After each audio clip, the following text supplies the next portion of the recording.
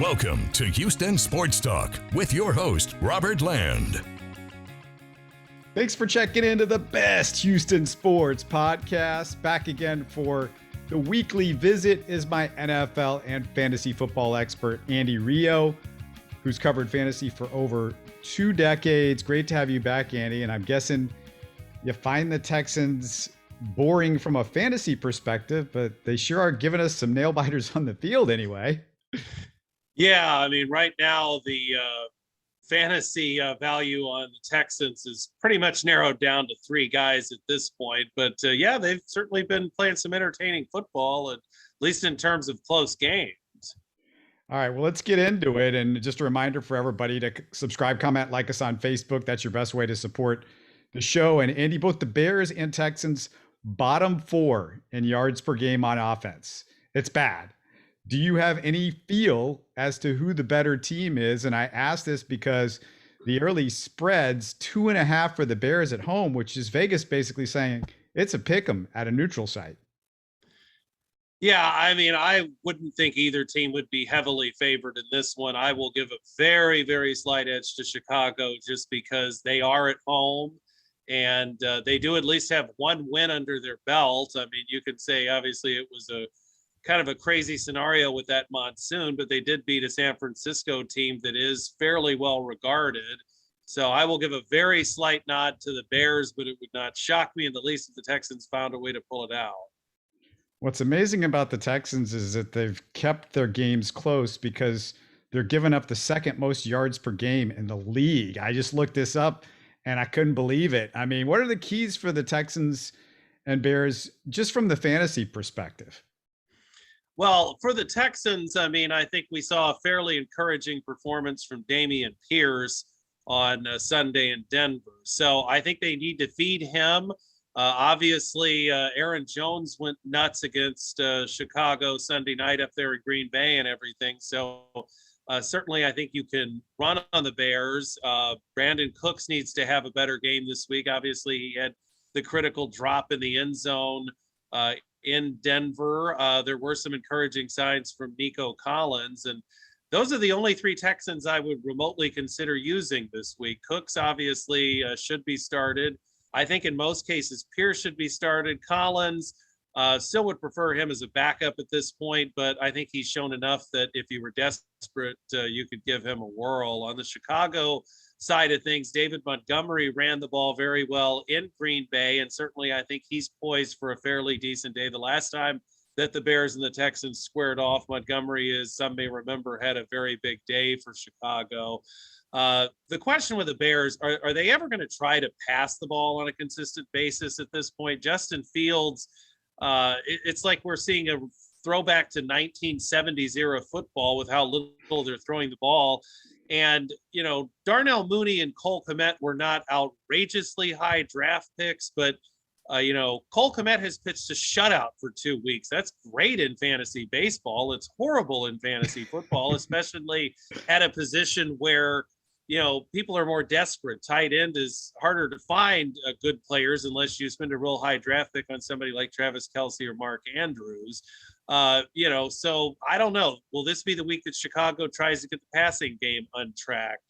Probably, but, you know, who knows at this point? I mean, Fields is still really very much a mystery. I mean, the one startable Chicago player for sure is David Montgomery. I guess if you were really desperate, you could try Khalil Herbert in a flex because he has seen some work, but it's clearly Montgomery's show right now, even though Herbert's a talented player. Definitely the ground game is where it's at for Chicago. So, you know, this could easily be a low-scoring game where the running backs control the tempo for both sides if the Texans remember to use Pierce and, you know, decide not to go back to Rex Burkhead as the primary back again. Yeah, it's real interesting, Andy, because the first week there was a lot of criticism. They were using Burkhead all the time. We're going, where's Pierce? Pierce, you know, he ran well, over 4.5 yards per carry on 13 carries. So not a lot of carries. I mean, how do you look at it if you're the Texans? And just get away from a fantasy perspective for a second with Damien Pierce. He had 13 carries. You want to go from the Texans perspective. Yeah, we need to get him the ball more. But Andy, if you're the Texans, do you want to give him the ball? Because, this isn't a team that's going to be going to the Super Bowl this year. So maybe you're just trying to develop guys. You don't want to run too much, tread off the tiles. You only get so much yardage and so many carries out of a running back. We know these running backs, they can go bad really quickly if you run them a lot. And you want Pierce to be good in 2 or 3 years when maybe they've got a chance to be potentially a playoff team or even more than that. Well, here's the thing. Pierce was not overused in college. And strange though it may seem, the AFC South looks pretty bad this year. I mean, I know it's kind of still a preposterous thought that the Texans could win the division, but they're not in the same division with the Chiefs. They're not in the same division with Buffalo. It's preposterous, yes, but is it absolutely, totally impossible? No. All right. Well, we got to talk about what's going on around the NFL, but a quick reminder before we look at the games around the NFL. Tomorrow, I'm doing a regular midweek Texans report. We'll be doing this all the time with Sean Bijani, and I'm sure we're going to hit some Astros as well, but just everything. But we're going to concentrate on what's going on with the Texans during the season. And how about this for a special guest, Andy? On Friday, look for my conversation with former Chicago Bear Corey Wooten, former Chicago Bear and former Lovie Smith player. He played for Lovie Smith, so I might just ask him a little bit about that as well. Trey Lance out for the season for the Niners. Andy, if we're going big picture on the NFL, what does Jimmy G mean for fantasy owners? Well, with Trey Lance, the 49ers were going to transition more into not necessarily a full read option type of team, but they definitely were going to have a quarterback running the ball a lot more often than they've had in the past. Garoppolo is certainly not in Lance's capacity as a runner. I mean, he's much more of a traditional drop back passer. So in reality, the 49ers were a little bit of a mystery team going into the season with Lance and what he could bring to the table. Now I think we'll see San Francisco pretty much get back to what they were doing last year. And with Garoppolo, I think it's safe to say at this point is more developed as a passer than Lance. So certainly I think you will see Brandon Rioux start to reemerge a bit. Kittle is supposed to be coming back this week, it looks like. So obviously he's still a great target when healthy. And the highly versatile Deebo Samuel, who actually was not used as much as a running back this week. I thought they would use him more as a runner. Instead, they continued to use guys like Jeff Wilson Jr. So I think basically we're going to kind of see a flashback to last year's San Francisco team. Garoppolo basically was good at supporting the 49ers weapons, not so much being a fantasy standalone starter himself, but certainly I think he can help your fantasy team at least as a backup and spot starter because the weapons are good. The supporting cast is certainly good in San Francisco. How many of the Broncos are a stay away at this point with their struggling offense the first couple of weeks? Well, strangely, I mean, I certainly don't want to stay away from Javonte Williams. He's run the ball well. I certainly don't want to stay away from Cortland Sutton, especially if Jerry Jeudy can't go this week because Sutton, as we just saw, soaked up targets against the Texans, and he's definitely a very solid receiver overall. What I think you're seeing is some of the fringe Bronco players right now are certainly off the radar, and Russell Wilson at this stage of the game may not necessarily be an automatic starter if you've got a quality alternative. I'd like to think Denver can figure it out, but that coaching staff has looked very unimpressive overall. You find this 49ers Broncos game interesting. Why? Well, I think because, the Broncos are one of those teams that can either right the ship, really quickly, or they're going to continue to be a train wreck. And the 49ers right now simply become compelling because for those that like a comeback story, I mean, in a way, this is for Jimmy G. I mean, he was on the way out and everything. And I think it takes a lot of the mystery out of the 49ers because now we're going to pretty much see them resemble what they were last year. And you kind of knew what you were getting. You have three good receivers pretty much in their own target tree. The backfield's always a bit of a mystery in San Francisco, but Jeff Wilson's capable of holding down the load. So it's I think, like I said, we're going to see the 49ers what they were like last year, where they obviously came pretty close to going to the Super Bowl. All right, the Bills are at the Dolphins. Josh Allen versus Tua. and his 6 touchdown passes this past week. What are you looking for in this game? Sounds like offense and a fun fantasy game too. Yeah, absolutely. I mean, Buffalo has just been magnificent, and certainly we should see more of the same from Josh Allen and Stephon Diggs. It'll be interesting to see if Gabriel Davis comes back for Buffalo. If he does, he's another great weapon for Allen. Really didn't see much. Diggs dominated targets Monday night in that thrashing of Tennessee, so really didn't see much from Isaiah McKenzie or Jamison Crowder. Probably guys that you can hang on in your roster, but don't want to necessarily start. We didn't see much out of Devin Singletary either, as Buffalo went pretty pass heavy. So, yeah, I would expect some points to be scored in this game. What an amazing performance by Tua. There's still obviously people who will debate Tua nonstop, but when you've got weapons like Jalen Waddle and Tyreek Hill, blow up games are definitely possible. Both teams have had their defensive moments so far. Buffalo overall has looked stronger in defense, so it'll be an interesting test for Tua. But I mean, it's going to be a fun game. I definitely think it will be. I mean, the Dolphins have certainly started to reemerge as a contender. Do you think the Bills at all can slow down Waddle and Tyreek Hill, or is that going to be too hard for their defense? Well, it'll be a challenge, but I mean, from what I've seen so far from Buffalo, and admittedly Tennessee is not very good, but they did put the clamps down on the Rams in week 1. I wouldn't expect Buffalo's defense to dominate in this one, but I think they can get enough stops and give their offense an opportunity. I mean, if I had to pick a team to win this game, it would be Buffalo, but it's going to be interesting. Did you like the 49ers or the Broncos? I would slightly lean towards San Francisco just based on the, oddities that are going on with the Broncos right now. All right, Packers and Bucks, and what Chris Berman used to refer to, I don't know, he might still refer to it as the Bay of Pigs when both of these teams were really bad. But even though you've got 2 all-time great QBs today, will this be a defensive battle? I think it's more likely to be a defensive battle than an offensive shootout. I mean, Tampa's defense has been very strong right now. This is obviously a long-range scenario, but if you remember in Peyton Manning's last season, he was carried by the Broncos defense. And Tom Brady's been off to a bit of a sluggish start. Some of that, though, can be attributed to injuries. I mean, Chris Godwin has not played much. Mike Evans obviously was suspended and may not play this week. I know he's appealing the suspension. Julio Jones missed this week as well.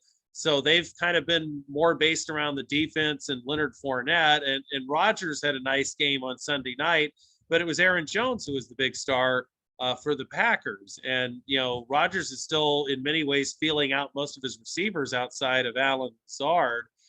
Tampa's strength is their run defense. So, yeah, it would not surprise me if this is not the shootout that many expect it would be. I would tend to lead towards Tampa taking it at home. But again, it's a bit of a toss-up when you have 2 great quarterbacks.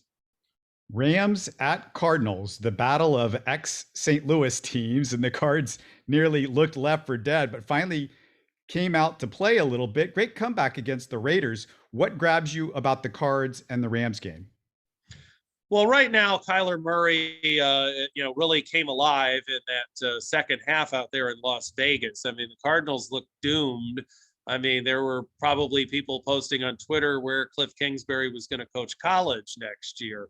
But Murray pulled them through.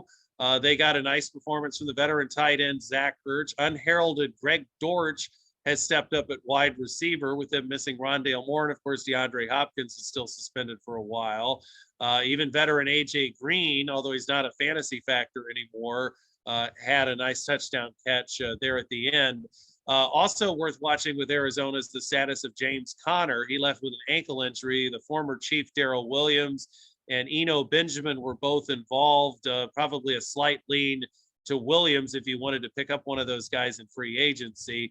Conner's injury does not appear to be long-term, meaning it's not going to be a several-week injury, but his status could be questionable for this week. So that's something to watch. But, I mean, right now Murray is, definitely remains a must-start in fantasy, even though this could be a tough matchup. But the Rams were shredded by Buffalo, and they even had problems with Atlanta last week. So, It'll be interesting to see if Arizona is out for revenge for the playoff loss.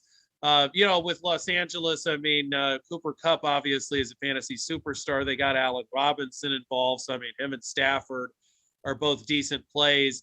Running back, obviously, Cam Akers had a debacle in week 1, but he still gained more carries this past week than Darrell Henderson. However, Darrell Henderson's been more productive. If I had to choose a Rams runner to play, it would be Henderson in this one. Do you like the Rams or the Cardinals? Slight lean towards the Rams. I almost wonder if there's going to be a little bit of a letdown for Arizona, and they're just kind of a complicated team. Are they going to be up to get even with the Rams, or is there going to be that letdown? The Rams have maybe had a bit of a wake-up call, but if they lose that game, I think it's safe to say they might not be as good as everybody was thinking they were. The Jags at the Chargers, and I guess the big question to start off with, are the Jags the clear AFC South favorites at this point?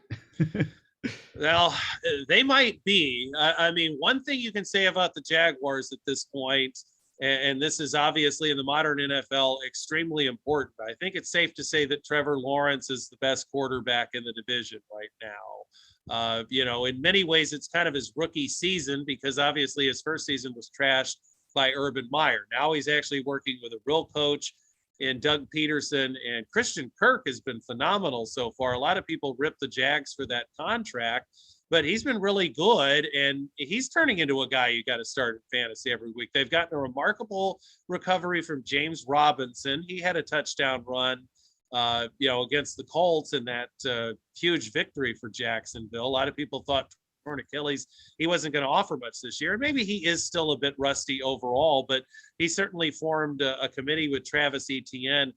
I don't know.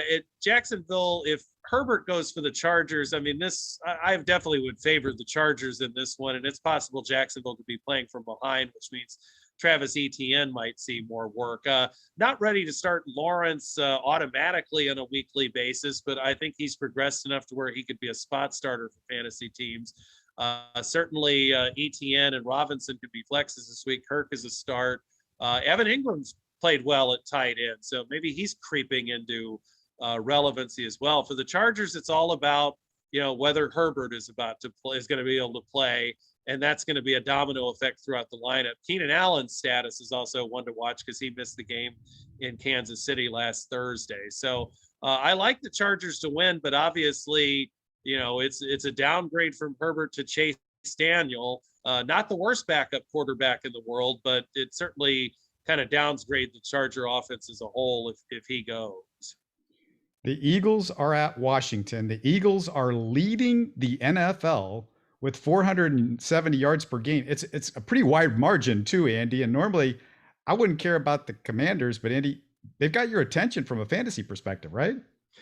Well, yeah. I mean, the Commanders have 3 good receivers in Terry McLaurin, Jahan Dotson, rookie first-round pick, and the revitalized Curtis Samuel.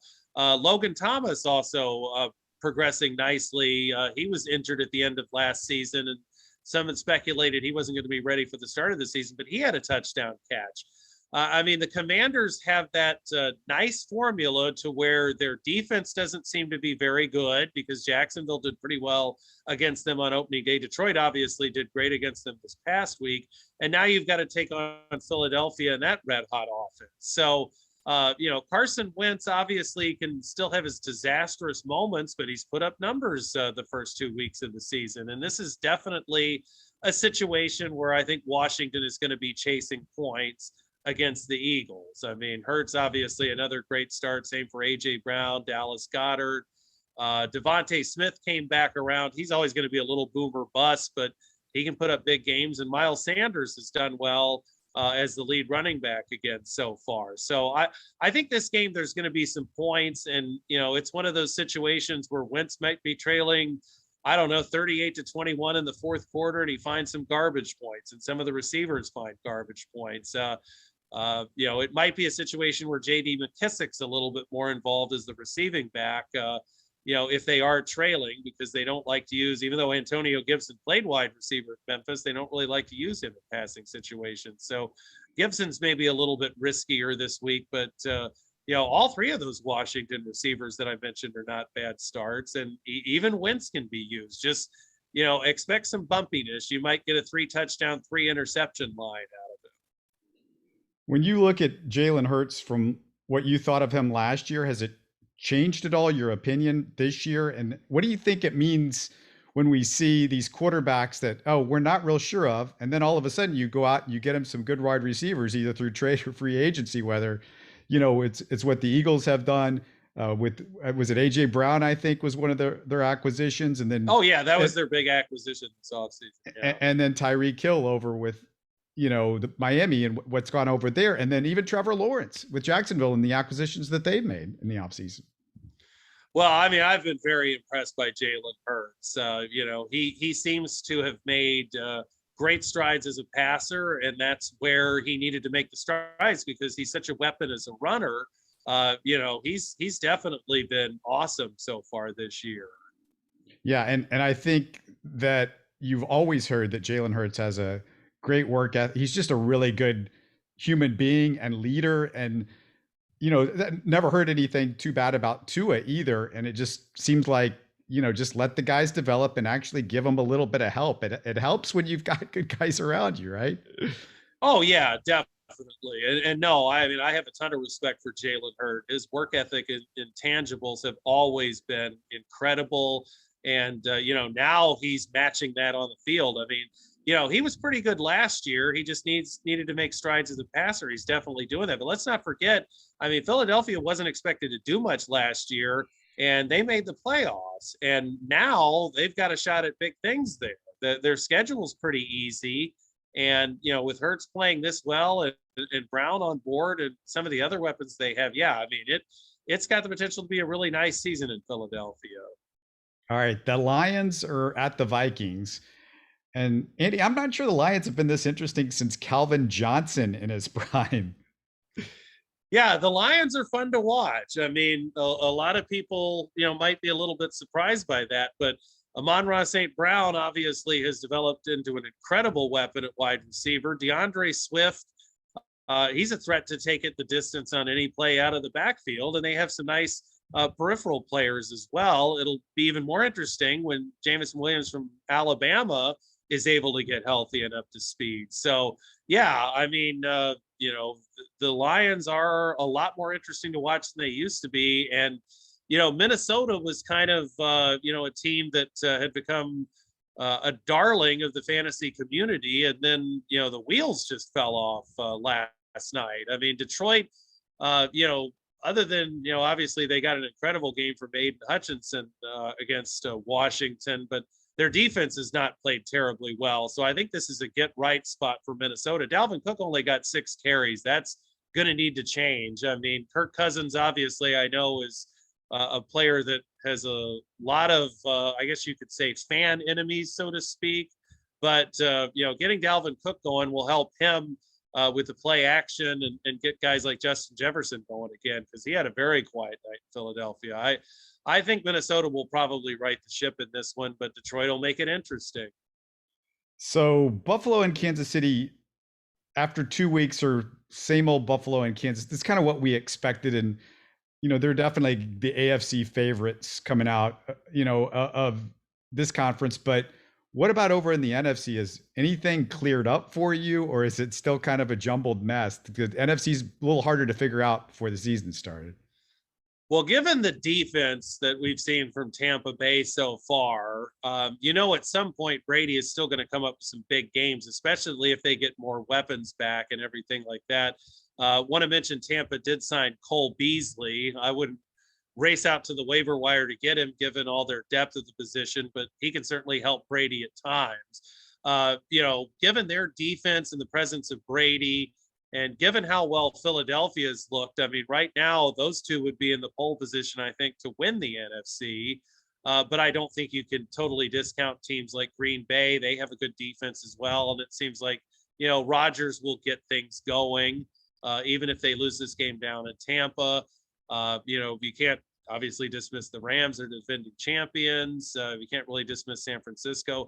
Dallas pulled off a nice win over Cincinnati this week with Cooper Rush. If the Cowboys can just sort of stay around 500 when Dak gets back, I mean, they could potentially still be a threat. So, there's still more clarity probably overall in the AFC, but right now it seems like there's a higher level with Tampa Bay and Philadelphia so far over in the NFC.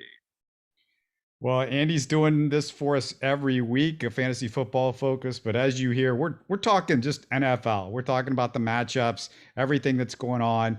But you get some great fantasy nuggets in the midst of all that. And it's always good to talk to you, Andy. It's at Andy Rioux. It's Rioux. If you're watching on YouTube, we put it off the top, and you can look for it there. We've got the graphic up, but super easy to find him on Twitter. And I can't thank you enough, Andy. It's always a pleasure. Yep, absolutely. You're listening to Houston Sports Talk.